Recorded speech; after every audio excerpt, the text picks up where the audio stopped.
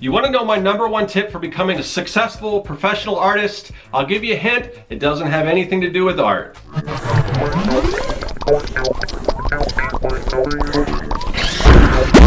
Greetings, people of the internet. I'm Scott with Serkworks Art Labs. Welcome, mad creators, to the underground laboratory where we create robots, aliens, zombies, and other imminent threats to humanity. And today we're going to do a blueprint sketch, and as usual with those blueprint sketches, we have a little topic to talk about. So what are we talking about today? Well, I get a lot of questions about, advice. What does it take to become a professional artist, to make money off of doing your artwork? And people are asking, what kind of tools do you use? What mediums do you use? Where do you find clients? All this kind of stuff. And those are all good questions, but I think a lot of people are missing probably the most important thing you have to think about or have to do if you want to become a professional artist. We're going to talk about that today as we do a blueprint sketches. If you're not familiar, what these sketches are, they're just, I do them with white ink on blue paper like this, and or you can see, here's a finished one here. So I do a lot of these. I was doing a lot of them for March of Robots, so I'm going to show you kind of how I do these, and we'll talk about these, this particular topic. And like I said before, or maybe I didn't mention on this one, but I mention every time I do one of these are shorter videos. Well, maybe you can see by a little timestamp. So basically, I just kind of touch on this topic. So the idea is, if you want to talk about more on this topic, then let me know in the comments section, or if I get enough response, people want to go a little more in depth, then we can do a longer video on the subject. So without any further ado, let's get into it. All right, another topic, another blueprint sketch. This time around, I am doing a nerd bot. So all these are robots, and this one is sort of a nerdy robot. I'm using my Dr. P.H. Martin's Bleed Proof White, white ink, and a Cotman watercolor brush, and just some blue cardstock. So, like I said, I get a lot of questions. How do you become a professional artist? And, everyone's kind of concentrating, I think, on the wrong thing. They're concentrating on the artist part and not so much the professional part. So that's sort of my number one tip, is just be professional. Now, what does that mean? Because here's the thing. An amazing artist who isn't professional is going to do a lot worse, trying to make a living as an artist than a mediocre artist that is very professional. And that's sort of been there's so many artists that are, can just draw and create circles around me that unfortunately aren't making a living or are struggling to make a living doing art. And that could be because they just are not doing the things that professionals do. And there's, a lot of different factors involved in that. But it's all the little thing. Basically, the main thing is people want to work with people that are cool to work with. They don't, if you don't return calls, if you miss deadlines, all this stuff. Those are the most important things. I mean, when you work with clients, they expect professionalism, and it's up to you to deliver that. And obviously, being a great artist helps, but that shouldn't really be your main focus. For instance, meeting deadlines.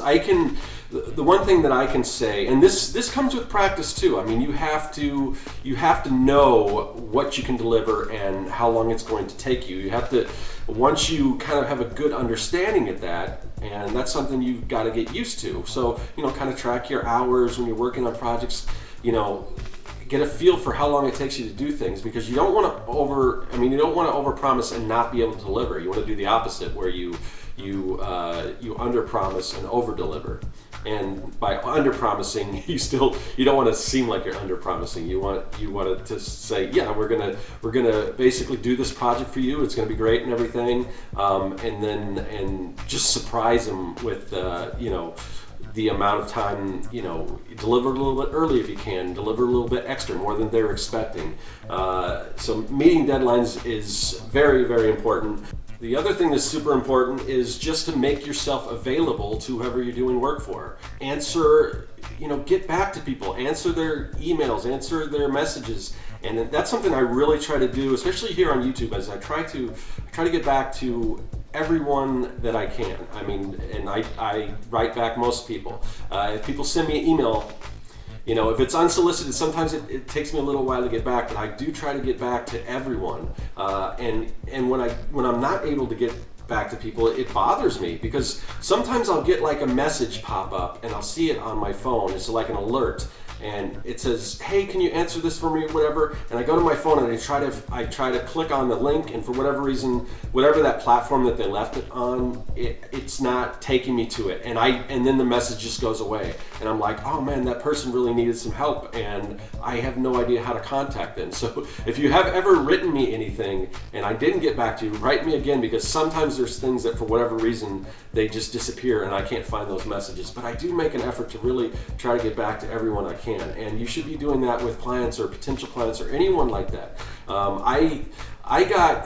And it just bothers me when people don't get back to me. Like, there's people that have come to me, and this was something that it's not even like I initiated an email, because sometimes if you send something unsolicited, I'm not expecting to always hear back from people. But I had a company. It was from a local creative magazine that wanted to feature. It was like an Instagram post that I did, and unfortunately that post was kind of not valid anymore because it had to do with the Kickstarter that was already wrapped up.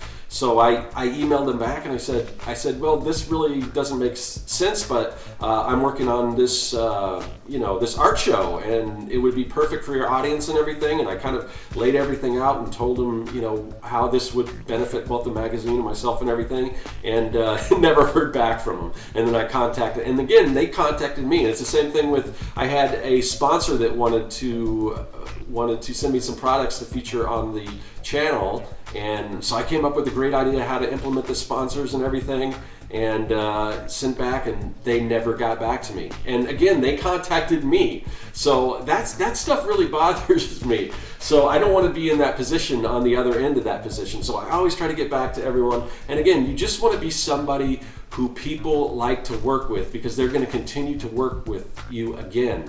And of course, you have to get the client before you can show them that you can do that. But get yourself in that mindset, because that's really going to help you out even more than your portfolio and all that other stuff.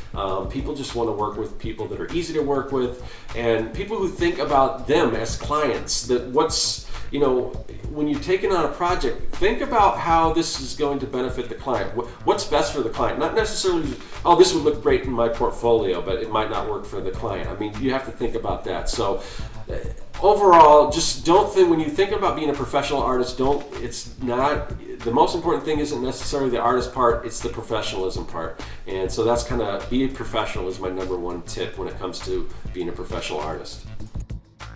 Okay, another blueprint down. This is my nerd bot blueprint, kind of fun. Eventually, I'd like to collect these all in a collection, like sort of a sketchbook. I'm trying to figure out the best way to do that, because I'd like to have it screen printed on colored paper like this, but I just don't know if that's cost effective. But if you would like to see something like that in some shape or form, let me know in the comments section, and I would really like to put together some of these little sketchbooks and get those out to you guys. So that's something to think about. And what I want you guys to think about is what I talked about today. So what's your opinion? What are you guys thinking about as far as running your business, about just the way you treat your clients, the way you act professionally? Because you want to be a professional artist. A lot of people focus on the artist, not the professional part.